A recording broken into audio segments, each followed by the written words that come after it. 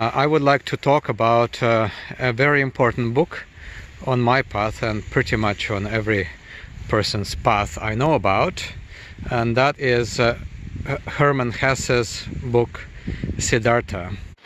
I came back to the shore of Lake Erie because the weather is very nice. I'm now warm from the walk.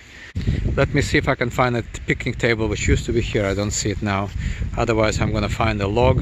Here's a log and I'm going to sit on it. So Hermann Hesse's book Siddhartha. A little bit about the book, the synopsis of it. So a young Siddhartha comes from a very good family. He has a friend, Govinda, and when they're fairly young, Siddhartha feels like he wants to go out into the world, abandon his pretty nice, secure arrangement.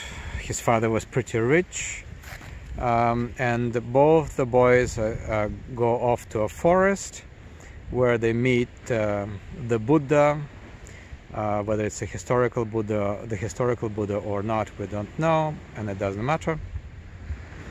And then what happens is that Siddhartha eventually falls in love with a courtesan, a beautiful woman who was a disciple of the Buddha in the book. And Govinda judges him harshly because he breaks his vows and decides to live a worldly life. The courtesan insinuates that she needs a little bit of money. Siddhartha ends up an apprentice with the merchant. Eventually he becomes an important person to that merchant. He has a lot of money, but he in his heart still doesn't live, still feels like a monk, still feels like an outsider.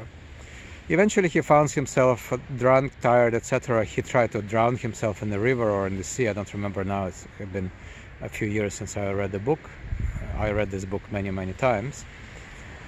And then he does conceive a child with a courtesan who gives birth to a son.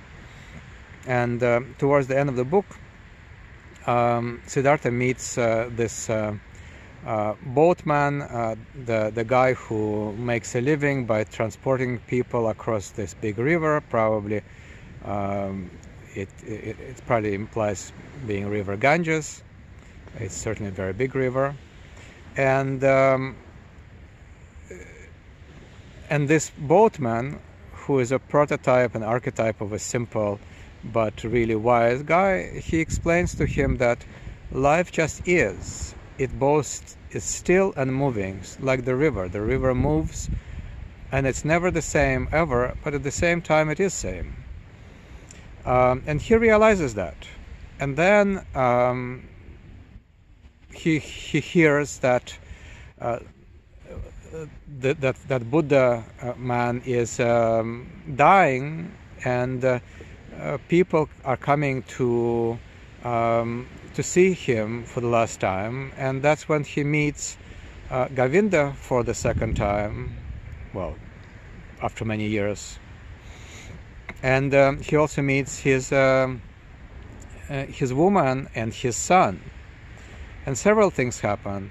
One, he gives a blessing to Govinda, his ancient friend, his friend of all of yore, of many years ago. There's a car passing by on the road, and Govinda is like really wowed by this. And then he meets his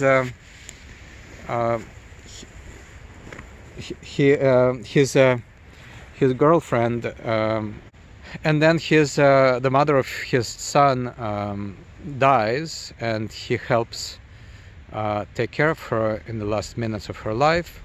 He tries to relate to his son, but which is very important, connected with my previous videos, his 12-year-old son does not want to live by the river. He does not want to deal with the duffy old father of his. He wants to go to the city. He wants to play with his peers. He wants to fulfill his desires because that's what where his happiness lies at that time. And he does so.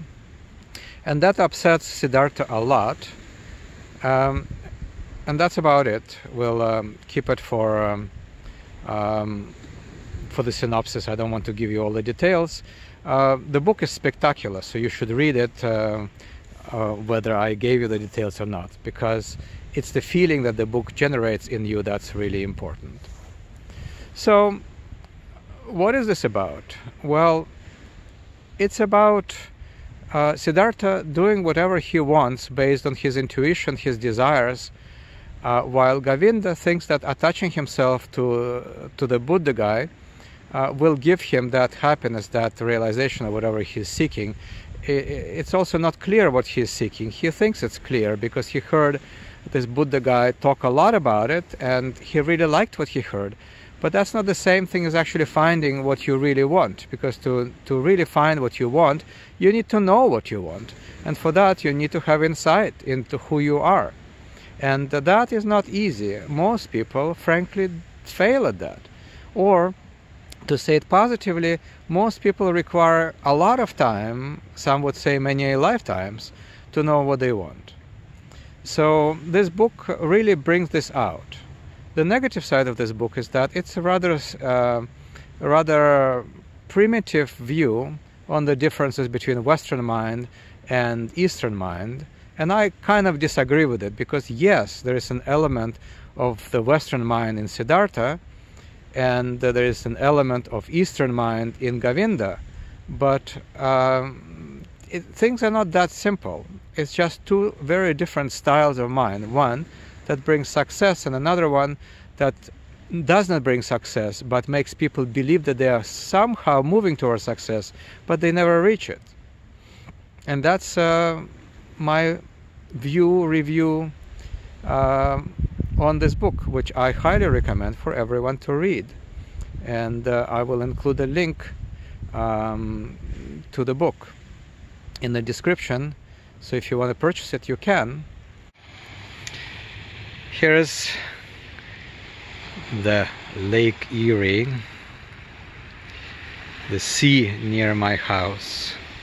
You can swim here in summer.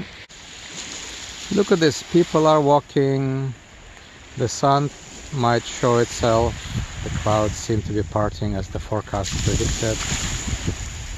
Two people who are as crazy as me on the bicycles here.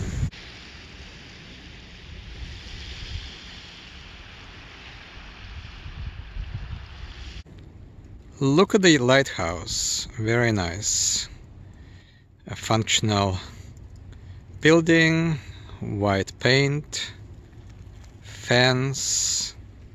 So please do subscribe to my channel, do like the video. Thank you very much for watching. Have a good one, take care, bye.